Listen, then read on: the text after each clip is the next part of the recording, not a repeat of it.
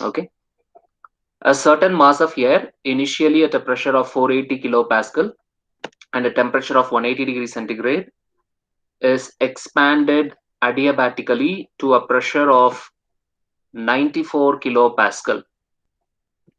It is then heated at constant volume until it attains its initial temperature, when the pressure is found to be 150 kilopascal.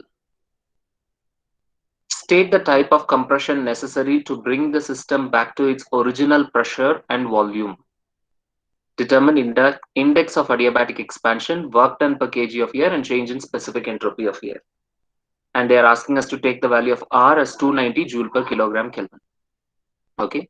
So here, what is given is air is the working fluid, and here they are saying that there is an adiabatic expansion here, followed by a constant volume heat addition, and then they are talking about a compression to its original pressure and volume. So it appears to be a cycle. So can you guys try and draw the PV diagram for the given statement? The first process is adiabatic expansion, and then what we have is constant volume heat addition, and then they are talking about a compression to bring the system back to its original pressure and volume. First one is adiabatic expansion. So it is a curve moving from left to right in the downward direction. So this is your adiabatic expansion. So expansion means there is a drop in pressure and there is an increase in volume. So there is a decrease in pressure and an increase in volume. So that we are able to do.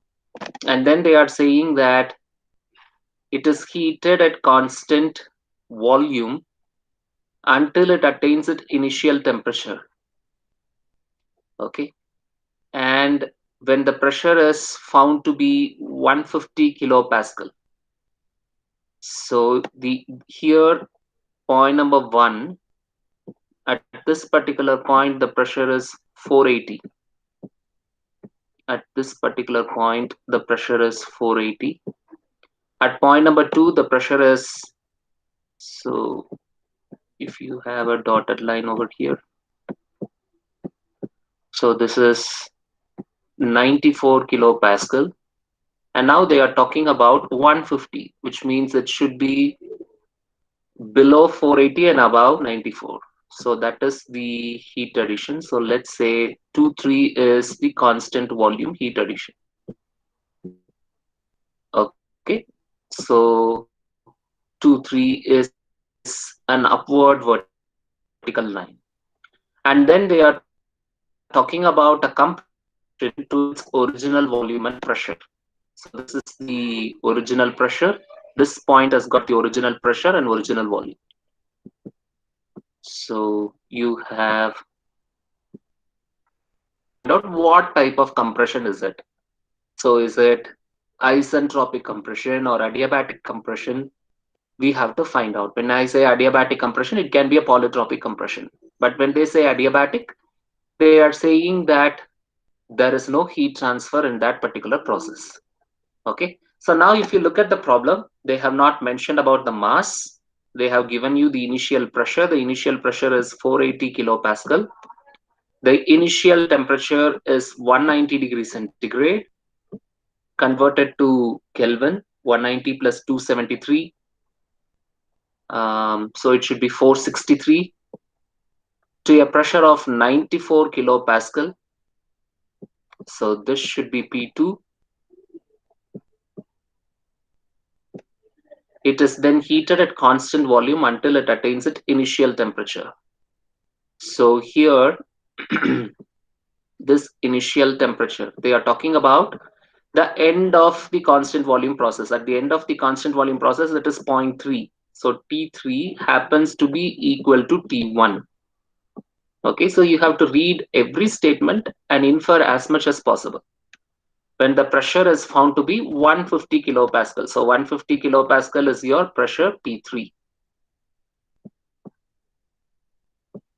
State the type of compression. Okay, we have already already seen this. So these are all the given details. The first question is, determine the index of adiabatic expansion. So they are saying this process 1 2. So this process 1 2, for this process 1 2, it is adiabatic, which means heat transfer is equal to 0, but it is not isentropic. It is going to be a polytropic process. So PV power n equal to constant. And they want us to find the index of adiabatic expansion. Okay. So we know the for the process 1 2. So process 1 2 is polytropic. So that is your process 1 2. So for process 1 2, which is a polytropic process, we know that the equation is going to be PV power n equal to constant. Okay, and not in terms of pressure and volume. So we can first uh, derive a relationship between pressure and volume, and then we can move on, substituting the ideal gas equation of state P1 V1 by T1 equal to V2 V2 by T2, and get a relationship and then convert it into a pressure temperature relationship. Okay, so using this equation, we can write this as P1 V1 power n equal to P2 V2 power n. So this implies P2 by P1 equal to V1 by V2 whole to the power n.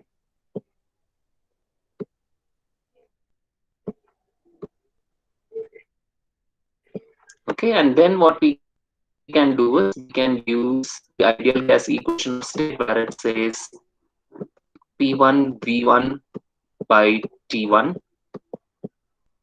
equal to by T2. Okay, so now what we require is in terms of pressure and temperature. Okay, so let's say T2 by T1 is equal to P2 V2 divided by P1 V1.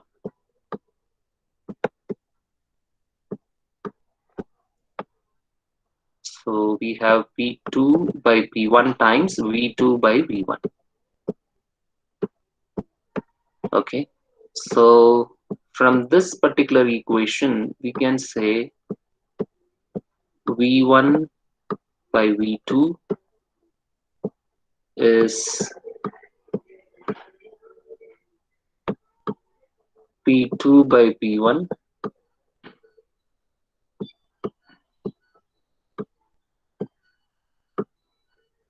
whole to the power 1 by n.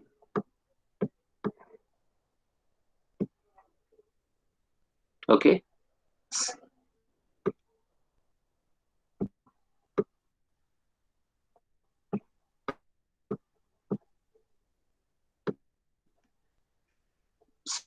so we have P2 by P1 instead of V2 by V1. So V1 by V2 is P2 by P1 whole to the power 1 by n.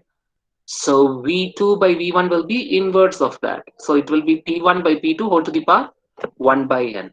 Okay, so what we have here is P1 by P2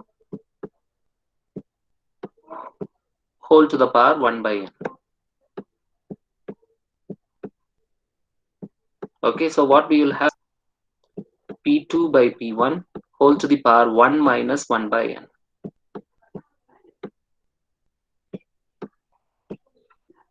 1 minus 1 by n. So if you further expand it, it would be n minus 1 by n. Okay, so this is the relationship that we have. So T2 by T1 equal to P2 by P1 whole to the power 1 minus 1 by n. Okay, so now what we have is Um, we know the value of this T2. Do we know the value of this T2? We don't know the value of this T2. Okay, so we have to find out the value of T2 first. So how do you find out the value of T2? That can be done from this equation itself. T2 is equal to T1 times P2 by P1. No, we don't know the value of N. Okay, so how do we proceed further? We don't know the value of uh, T2.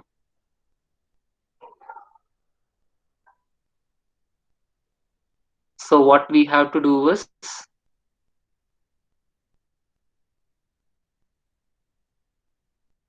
we have to find out the value of small v1.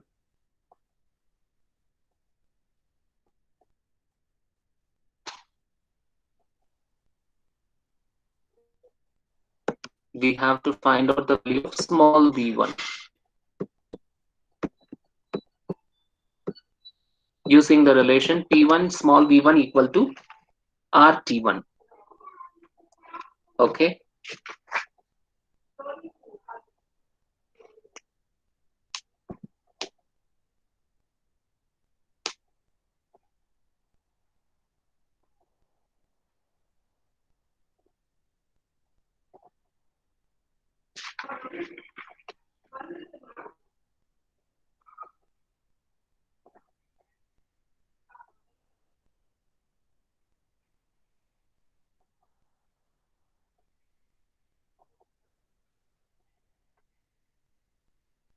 Another perspective, even if you find v1, you can't find v2 because only one value is given in the state point 2. The state point 2, the pressure is P2.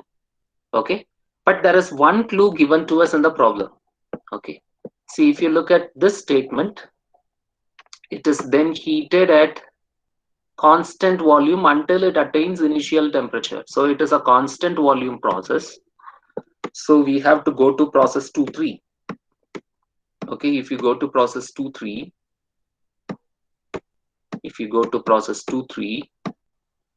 okay, you can straight away substitute or use the ideal gas equation of state where you get P2V2 by T2 equal to P3V3 by T3.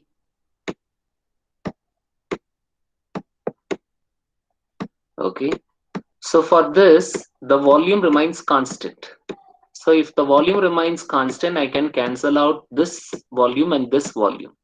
And what about this T3? This T3 is nothing but it is T1. We know the value of this T3, which is nothing but T1. Okay, this T3 is nothing but your T1. So now if you substitute this particular value,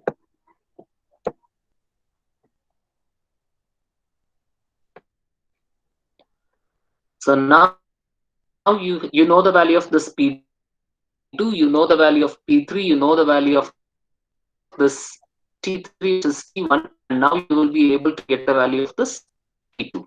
Okay, once you get the value of T2, now you can substitute it here. So T2 by T1 you know, P2 by P1 you know, and now you can get the value of this one, this value of N. Procedure. Okay, are you guys able to follow this? So this is how every problem will be different. Okay, so you should, when only when we work out problems like this, then you will have an understanding of how to proceed further. Okay, so that is why we try to solve as many problems as possible. Okay, so now you will be able to get the value of N. Okay, so for that we have already seen you have to take ln on both sides. So if you take ln on both sides, it will be ln of T2 by T1, which is equal to 1 minus 1 by n ln of P2 by P1. So you will have 1 minus 1 by n on one side, then you can have ln of T2 by T1 by ln of P2 by P1, and then you can expand it and get the value of N. Okay, so that is what we saw in the previous class. You have to take ln on both sides. So you take ln on both sides, you will get ln of T2 by T1 on the left hand side, and what you'll have is 1 minus 1 by n times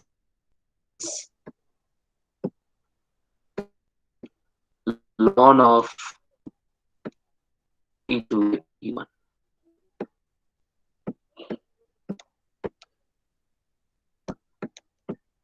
Okay, so using this, you will be able to get the value of. With that, you will be able to solve the first subdivision. And then they are talking about work done per kg of air, which means you have to find out the value of work done for all the three processes. Okay, so if you look at the first process, so it is adiabatic expansion. So you will be getting the value of this N, and you know the formula for W12. So formula for W12 is P2V2 minus P1V1 divided by 1 minus N. So what we have is P2V2 minus P1V1 divided by 1 minus N. So this is your W12. What about W23? You should be familiar by now. It is a constant volume process. So W23 is 0. For a constant volume process, work done is 0. Okay. We have to find out W31. Okay. So for W31, they are asking us to find the type of compression. So by the look of the PV diagram, we know that it is neither constant volume nor constant pressure process. Okay. But what is given to us is it is heated. The second statement of the problem is telling us it is then heated at constant volume until it attains its initial temperature. So your T3 is equal to T1. So if T3 is equal to T1, this process should be an isothermal process. So that is the key. So from that statement, we will be able to identify that process 31 is an isothermal process. Okay, so if it is an isothermal process, then we know the relationship, the equation. So W31 would be the initial state here is 3. So we have to say P3V3 times ln of V1 by V3, sorry, V1 by V3. The usual formula is ln of V2 by V1. Here the second state is V1, final state is V1, and the initial state is V3. So we have to write this as P3V3 ln of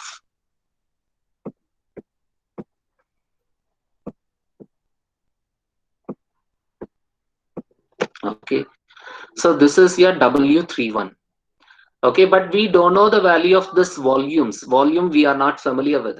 Okay, they have the only thing we can find out is small v1, and then now we will be able to find out v2, v3. So either you can follow that procedure, get all the volumes and then substitute it, or you can simply say this is actually small v3 because the mass is not given, it is all specific volume.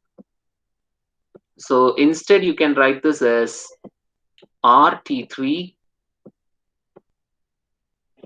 into ln of P1 by P2. Instead of P1, we have got P3, and instead of P2, we have got P1. So now you can substitute this value or T3, and then you can say it is, you can get the value of the work. Is that clear? Okay. So if you are able to substitute these three formulae, you will be able to get the value of the work done. So the thing is, I'm showing you how to do the problem. The only thing that I'm leaving to you is you have to substitute the values and get the answer. That's all. I'm giving you the procedure. And the last subdivision is change in specific entropy of air. So here also, so the subdivision B is not completed. You have to get the value of W net. Okay, so W net equal to W12 plus W23. All these are small w's because it is in kilojoule per kilogram. We don't know the mass. Plus W31. I thought some of you would ask question about W12. None of you asked. So I'll tell you. So because we don't know the value of this V2 and V1, either you can get the value of this V2 and V1, or if you are smart enough, you can simply write this as R times T2 minus T1 divided by 1 minus n. And with that, with known values, you will be able to, with the minimum steps, you will be able to solve this problem. Or else you have to find the value of the volumes V1 and V2 and then substitute it. Either way, you will get the same answer. And if you look at the change in specific entropy of air, okay, so for the adiabatic process, Q is 0. Okay, so if you look at the definition of delta S is integral of dq by t. So for any adiabatic process, Q is going to be 0. So 0 by anything is 0. So delta S for process 1, 2 is 0. Okay. And then for a constant volume process, we have seen that the formula is CV times ln of T3 by T2. Okay. So delta S 1, 2 is 0 because it is an adiabatic process. Delta S 2, 3, that is CV times ln of T3 by T. And delta S 3, 1.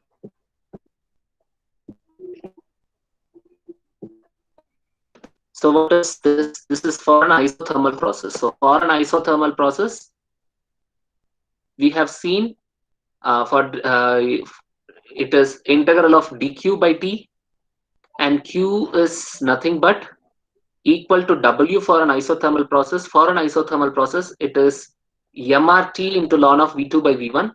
So your t and t will get cancelled, and what you will have is ln r of r ln p1 p2. So in this case, it is r ln p3 by p1. So if you have doubts, you can look at the table which I have given you in the previous lectures. Okay, so delta S 3, delta S 31, and then you have to find out delta S net. So here the unit will be in joule per Kelvin or kilojoule per Kelvin. Okay.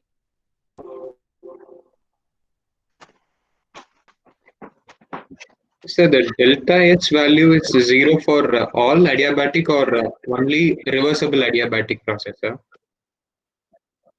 For all adiabatic processes, because delta Q is the definition for delta S is integral of dq by t. So in the numerator, if Q is equal to 0, 0 by anything is 0, right? So for all adiabatic process, Q is equal to 0. So if Q is equal to 0, then delta S is 0 by T, you will end up getting 0. So for all adiabatic processes, your delta S is equal to 0. For an isentropic process, for a reversible adiabatic process, we know that entropy is constant. Because entropy is constant, we say that delta S is equal to 0 directly. Okay. Yes, sir. Did you understand Yes, that? So here they have used gamma, but don't worry about gamma, it is n. Okay. But the procedure is same. So the value of n happens to be 1.4. Hope you are also getting the same.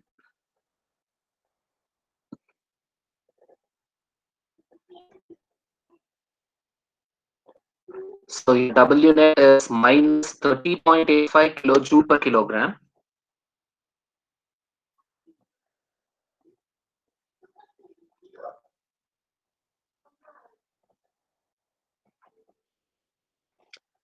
So can you tell me the W net is negative? So if the W net is negative, will it be a work absorbing device or a work delivering device?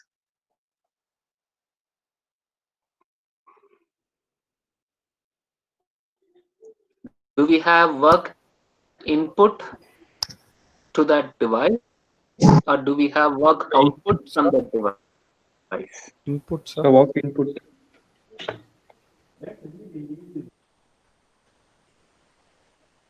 It should be work input, right?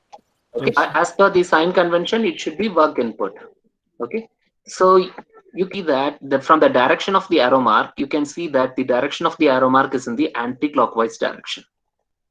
So if the cycle is in anti-clockwise direction, you can, from that particular picture, you can understand that it is a work absorbing device. That device should be a compressor or a pump or a fan, something which is taking work input. It is not a work delivering device. Okay, and that is one clue. So sometimes in some competitive exams, they'll give you a PV diagram and they will ask you to find out whether it is a work absorbing device or a work delivering device. Okay, so by looking at the PV diagram, by looking at the direction in which the process is taking place, okay, it is a work absorbing device. If the direction is clockwise, then it is a work delivering device. Okay, so if you have 1 3 2 1, if that is the direction, so then it will be in the clockwise direction. So if it is in the clockwise direction, then it will be a work delivering device. So that is something which you can keep in your mind. Okay, so probably sometimes they ask that in the question. So either you can find out the W net and see whether the W net is positive or negative. If the W net is positive, then it is a work delivering device. If the W net is negative, then it is a work absorbing device. Okay, that is something which you can keep in your mind. So probably we will not be dealing much about that. Maybe in the next semester in applied thermodynamics, this can help you to find out whether you're, so they may give you a problem in compressor and ask you to find out the work done. The work done should be in negative sign. Okay, only then the answer is correct. So using that, you can identify whether your answer is correct or wrong. So for a turbine, you should get a positive work output. Okay, so if you are not getting a positive value, then something has gone wrong in the problem. Using that, you can cross check your answers. Okay, okay, so let's move on to the next problem. A liquid at 360 Kelvin is compressed polytropically to 750 kilopascal according to PV to the power 1.2 equal to constant. Okay, so you can start drawing the PV diagram. So they have given you the initial condition and there is a polytropic compression. Process 1-2 is polytropic compression. And then you have a constant pressure process. Okay, that is heat rejection. It is cooled to initial temperature at pressure P equal to constant. So it is constant pressure heat rejection.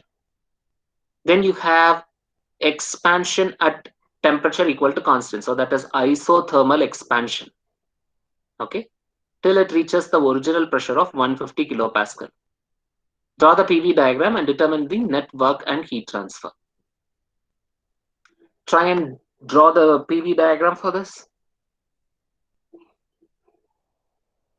I'll give you just a minute. You can draw the PV diagram for this particular problem. Okay, so hope you would have drawn it. So the first process is polytropic compression. There would be no problem here. So you have a reduction in volume and an increase in pressure. Okay, and then the gas is cooled to initial temperature at pressure P equal to constant. Okay, so now in which direction should I draw? Is it towards the right or is it towards the left? Towards right. Right, sir. So one of, so it is towards the right. This is process 2-3. Is there anyone who says that it can be towards the left?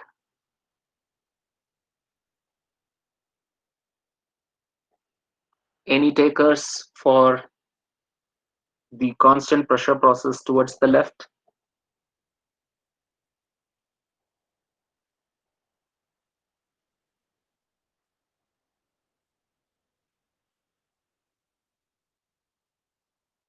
So everybody is on 2-3 should be towards the right. Okay. And then they say that the air is then expanded at T equal to constant. Okay, so it should be a expansion process. So maybe to draw exactly, I should have minimized this line 2-3, and then we have to do that. That would have given me a proper PV diagram. Okay. So I have drawn this in blue. So let us put this on hold and see whether the PV diagram is right or wrong. Okay, only while solving the problem we will be able to determine it. Okay, so let's see whether we have drawn it correctly or not. They have given you the mass. They have given you the initial pressure P1. They have given you the initial temperature T1, and the pressure P2 is given, and they have given you PV to the power 1.2 equal to constant. Okay, now let's check whether this diagram is right or wrong, and we can do that very quickly. So all that we have to do is see using the relation P1 V1 to the power 1.2 equal to P2 V2 to the power 1.2. But V1 is not given to us directly, but we can find out that. Okay, we can find out the value of V1 because M is given, P1 is given, T1 is given, and they have said it is air. So P1 V1 will be equal to MR T1. So you can get the value of this V1. Come on guys, solve this and tell me what is the value of this V1. So V1 is MRT1 divided by P1. Solve and tell me the value of V1. You know the value of M for air, R is 287, and temperature T1 is given as 360 Kelvin. Pressure is 150 kilopascal, 150 into 10 to the power 3. So you should be able to get the value of V1. What is the value of V1? 6. 2.06 meter cube. Okay, now that you know the value of this V1, you can substitute it in this equation P1 V1 to the power 1.2 equal to P2 V2 to the power 1.2. Okay, and get me the value of V2.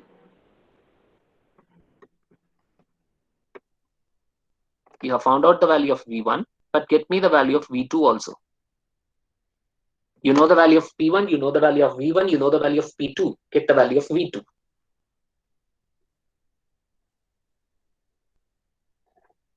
One of you can tell me the value of V2 as well. How much? 0.82. 0.82.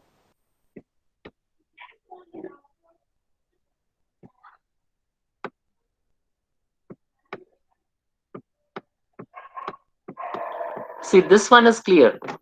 So others can also cross check and see if it is wrong, if you can tell me, or else we can proceed further. Okay, so V2 is lesser than V1. So 1, 2, there is no problem. That is correct. And we have to see the value of V3 to check whether what we have drawn is right or wrong. Okay, so you can use the ideal gas equation of state here.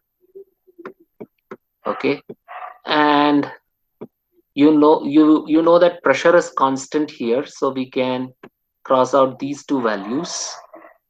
Okay, you don't know the value of this V3, we have to find out the value of this V3. V2 is known to us. T3 is nothing but T1. T1 is given to us 360 Kelvin.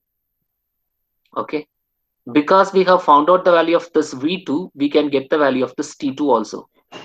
So T2 would be P2 V2 divided by MR. Either you can use that relationship or you can use the relationship T2 by T1 equal to P2 by P1 whole to the power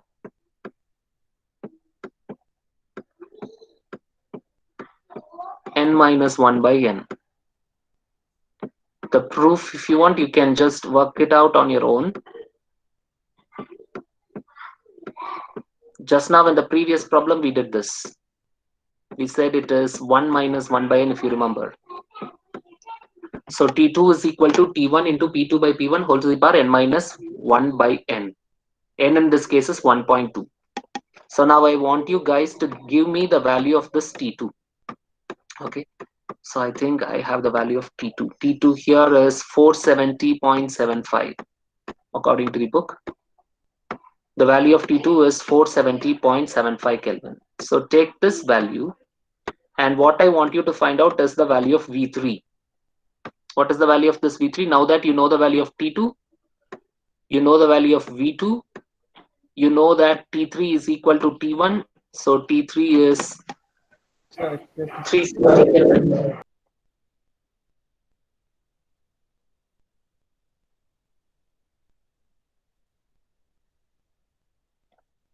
Because the process 2-3 is constant volume process, okay, P2 V2 by T2 equal to P3 V3 by T3, and T3 is equal to T1, okay. And so I was cancelling this P2 and P3 on both sides, and because this T3 is equal to T1 and I know the value of T2 and V2, T2 is 470.75, I'm able to get V3 as 0.63, okay. So V3 is 0.63, which is lesser than V2. Okay, so we had earlier drawn the PV diagram pointing towards the right. Okay, but now when we see that the volume is lesser than V2, so it is pointing towards the left. So I have to change the PV diagram. Is that clear?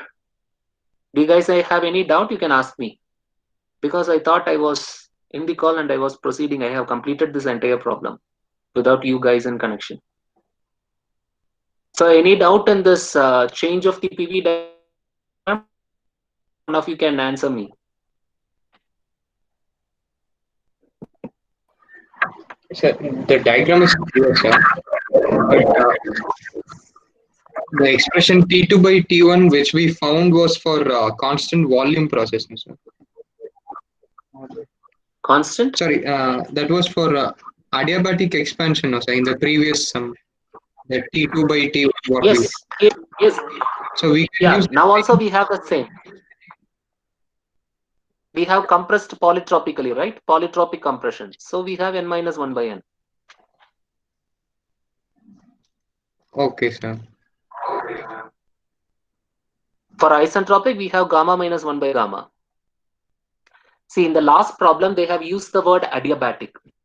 Usually, when we say adiabatic, we usually take that as a reversible adiabatic. Okay. But what they have asked us to find out in the previous problem is index of adiabatic expansion. Okay. If we use the word index, then we have to change that term as polytropic. Okay. For isentropic expansion or for any isentropic process, we usually use gamma. Okay. We don't say index. We usually use the word gamma. Okay. And we have seen the proof of it. PV power gamma equal to constant in the last class.